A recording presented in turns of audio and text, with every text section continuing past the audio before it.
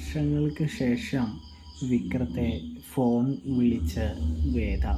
അങ്ങനെ പ്രിയ പ്രേക്ഷകരെ, നമ്മുടെ വിക്രമാണെങ്കിൽ വേദ ഇന്ന് വരും നാളെ വരും എന്നൊക്കെ വിചാരിച്ച് ഓരോ ദിവസവും തള്ളി നീക്കുന്നൊരു കാഴ്ച കാണാനായിട്ട്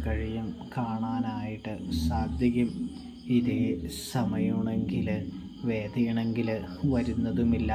വിക്രത്തിൻ്റെ ജയിൽ ശിക്ഷാ കാലാവധി ഏതാണ്ട് തീരാറാവുകയും ചെയ്യുന്നു.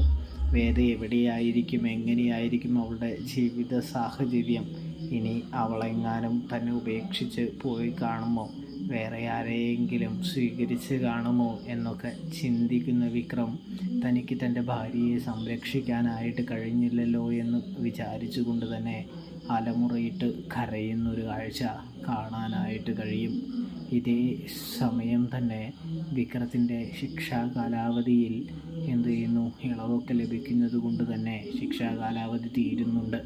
അങ്ങനെയിരിക്കെ വിക്രമാണെങ്കിൽ വേദയെ എല്ലായിടത്തും അന്വേഷിക്കുന്നുണ്ട്. വേദയുടെ വീട്ടിലൊക്കെ പോയി ഒന്ന് തിരക്കുന്നുണ്ട്, അതായത് വേദ ഇങ്ങോട്ട് വന്നിരുന്നോ എന്നൊക്കെ. അപ്പോഴും അവിടെ നിന്നും നിരാശയാണ് ലഭിക്കുന്നത് കേട്ടോ. വേദയുടെ ഫോണിലേക്ക് പലതവണ വിക്രം വിളിക്കുന്നുണ്ടെങ്കിലും ഫോൺ സ്വിച്ച് ഓഫ് ആണ് എന്ന് കാണാൻ കഴിയും. അതേസമയം വിക്രമാണെങ്കിൽ ഇടുക്കിയിലൊക്കെ പോയി